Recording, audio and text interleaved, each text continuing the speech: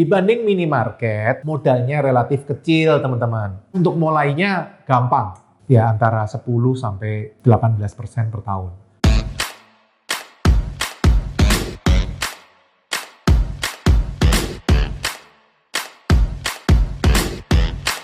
Halo teman-teman, apa kabar? Ketemu lagi di channel Pipo Hargianto. Hari ini kita membahas sesuatu yang baru.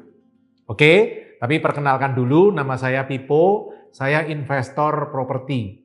Properti yang saya sukai adalah properti yang menghasilkan passive income. Misalnya, propertinya kita sewakan. Nah, ketika properti ini kita sewakan, kita mendapat income tanpa kita bekerja. Kalau cuma 1 unit. Kalau 2 unit gimana? Kalau 10 unit bagaimana? Kalau 20 unit bagaimana? Nah, itu yang akan kita sharingkan. Selain disewakan, bisa juga ada bisnis tersistematis di atasnya, dan itu yang akan kita bahas hari ini. Kita cari bisnis yang ada sistemnya, tersistem, sehingga kita tidak perlu 100% involved, tiap hari harus mengurusi bisnis di atas propertinya tersebut.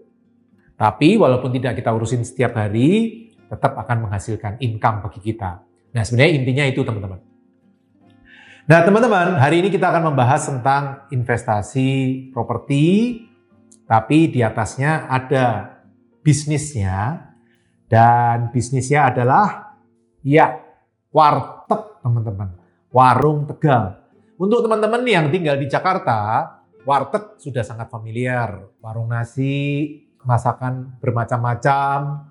Nah, kemudian kita bisa pesan ini, kemudian nanti kita bisa makan di tempat atau dibungkus. Nah, biasanya pemiliknya adalah kebanyakan orang dari kota Tegal. Karena itu disebut warung Tegal atau disingkat warteg. Dan berita bagusnya sekarang sudah ada model warteg modern yang bisa dilakukan franchise atau waralaba atau kemitraan, sehingga kita bisa memiliki atau mempunyai bisnis warteg tersebut tanpa kita memiliki kompetensi atau keahlian yang butuh waktu bertahun-tahun untuk membangunnya. Nggak perlu teman-teman, kita bisa bekerja sama dengan operator warteg, mereka yang akan mengoperate atau mengoperasikan warteg kita. Nah, warteg ini menarik teman-teman karena ternyata income-nya pun oke teman-teman. Dan saya sudah coba 1 warteg dan hasilnya lumayan. Kalau gini berarti bukan lumayan ya, tapi oke. Tapi kita bahas satu-satu teman-teman. Kita bahas 4 kelebihan dan 4 kelemahan. Supaya imbang ya. Nanti teman-teman tinggal putusin sendiri, teman-teman menurut teman-teman bagus atau tidak. Nah, kalau menurut saya kelebihannya 1, ini adalah kebutuhan basic manusia. Ya, mungkin makan mewah sampai makan biasa-biasa atau makan yang merakyat. Kalau makan yang mewah, tidak semua orang bisa. Tidak semua orang pingin. Tidak semua orang punya budget untuk ke sana. Tapi kalau makan yang merakyat seperti warteg ini semua orang, menurut saya ini kebutuhan yang basic. Saya suka. Bisnis-bisnis di bidang kebutuhan basic atau kebutuhan primer manusia itu saya suka sekali teman-teman. Kenapa? Karena relatif cenderung stabil. Jadi kita nggak pusing naik turun. Kalau naik turun kan kita pusing. Nah kalau relatif stabil kan kita lebih enak untuk menghitungnya, profitnya. Kemudian kalau kita mau pakai investasinya dengan modal orang lain, pengembaliannya juga bisa lebih pasti, lebih bisa dihitung. Ya, jadi itu kelebihan pertamanya adalah kebutuhan basic, dan kebutuhan basic ini biasanya relatif tidak terganggu teman-teman. Walaupun dalam kondisi COVID, walaupun kondisi nanti misal naik turun ekonomi, biasanya kebutuhan basic manusia relatif tidak terganggu. Pertama, kebutuhan basic. Yang kedua, kelebihannya adalah autopilot juga teman-teman. Kita tidak perlu pinter masak. Kita tidak perlu nungguin setiap hari di situ. Kita tidak perlu punya pengalaman sampai bertahun-tahun kerja di perusahaan warteg baru kemudian bisa bikin warteg sendiri, tidak. Sekarang sudah banyak warteg modern. Nah, teman-teman bisa mempelajarinya. Saya sendiri sudah punya 1 kebetulan. Karena punya 1, saya sharingkan ke teman-teman karena hasilnya menurut saya oke. Jadi kedua adalah autopilot. Jadi termasuk saya nggak ahli tentang warteg dan teman-teman. Saya tidak pernah bekerja di warteg, saya tidak ngerti cara masak, ya kan? Masak aja air putih aja, air matang aja nggak enak, ya kan? Apalagi kalau masak yang lain. Jadi dengan kemampuan yang terbatas saya tetap bisa memiliki atau mempunyai warteg ini. Kedua adalah autopilot, teman-teman. Biasanya nanti pengelola akan mencarikan kita tukang masak dan pengelola setempatnya. Jadi relatif autopilot ya. Yang kedua, yang pertama tadi kebutuhan primer, yang kedua autopilot. Yang ketiga, proses untuk mulainya gampang. Satu, beda dengan minimarket waralaba yang saya biasanya investasi. Kalau untuk minimarket waralaba, kita harus cari tempat sendiri, kita harus pinter cari tempat. Nah, kalau di bisnis franchise warteg ini, kebanyakan justru pengelolanya yang mencarikan kita tempat yang ideal. Jadi kebalikan dengan minimarket waralaba. Jadi teman-teman yang mungkin tidak punya waktu untuk cari tempat, ini ada kelebihan juga, yaitu mereka akan bantu mencari lokasi, kemudian mereka juga akan bantu setup, kita cukup bayar rupiah tertentu, nanti teman-teman juga langsung bisa punya warteg. Selain itu teman-teman, proses izinnya tidak berbelit-belit teman-teman, jadi tidak perlu sampai harus bikin PT, CV, dan lain-lain. Teman-teman bisa langsung segera mulai, baik mau pakai CV, mau pakai pribadi, mau pakai PT. Biasanya sih nggak sampai CV PT teman-teman, biasanya pada pribadi semua. Tapi mungkin kalau teman-teman sudah punya 10, 20, atau 100 warteg, yang mungkin perlu badan usaha. Tapi kalau mulai, saya pikir tidak perlu, langsung bisa segera dilakukan. Oke, yang keempat, apa kelebihannya teman-teman? Yang keempat adalah modalnya relatif kecil teman-teman. Modalnya relatif kecil gimana? Dibanding minimarket kan untuk bangun minimarket dari tanah kosong atau minimal dari ruko yang sudah bentuk minimarket butuh sekitar 400 sampai 500 juta untuk ngisi peralatan, untuk perizinan, untuk franchise fee dan lain-lain, promosi hari pertama. Itu dibutuhkan 400 sampai 500 juta. Sementara kalau untuk warteg kebutuhannya minimal sekitar 150 juta. Lebih murah 130 sampai 150 teman-teman. Tergantung seberapa banyak perbaikan yang harus dilakukan di kios atau tempat yang sudah kita sediakan. Nah, dengan demikian sepertiga dari modal yang dibutuhkan untuk minimarket. Nah, itu keempat kelebihannya teman-teman.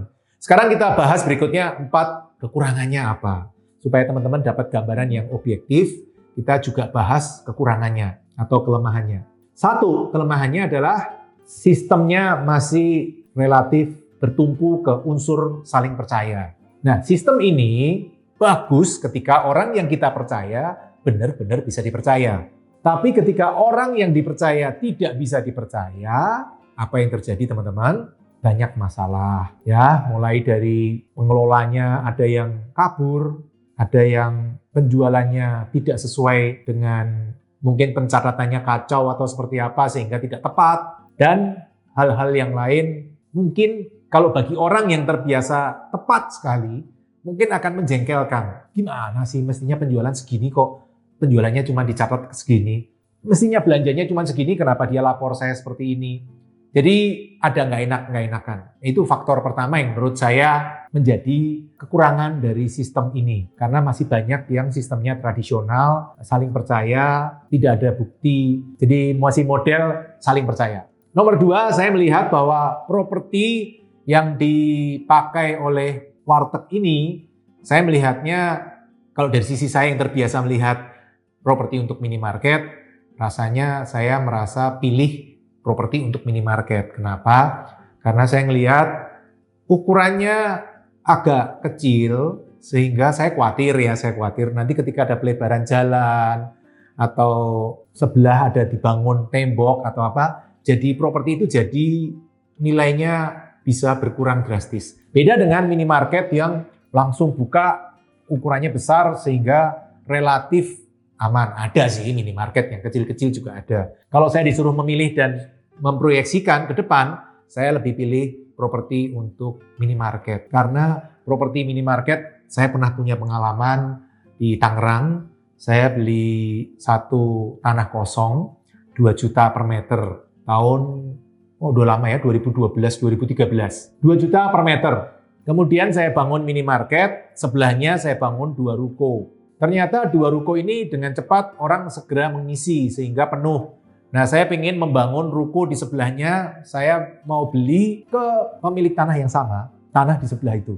Dan hasilnya yang tadinya dia mau 2,5 juta per meter, ketika saya minta tanah sebelahnya, harganya tahun berikutnya naik teman-teman. Naik jadi berapa? Dari 2,5 menjadi 6,5 juta. Terus saya tanya, Pak, tahun lalu kan cuma 2,5 Pak, kenapa ini jadi 6,5? Oh lain Pak Pipo, tahun lalu kan masih sepi. Sekarang kan ada minimarketnya Pak Pipo, daerah itu jadi rame. Jadi tanahnya naik jadi 6,5. Daerah sini sekarang udah rame, banyak orang bisnis. Jadi saya melihatnya minimarket untuk tanahnya secara umum menurut saya lebih menarik. Ini pendapat saya ya. Tentu teman-teman boleh punya pendapat yang berbeda.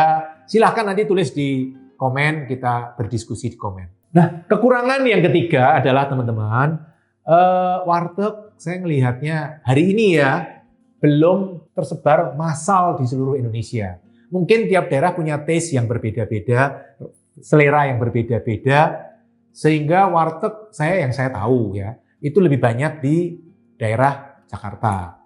Tentu Pak, kalau di Tegal ya namanya bukan warteg lah, namanya warung nasi. Ya mungkin saya baru punya 1 warteg, jadi saya nggak bisa komen terlalu banyak.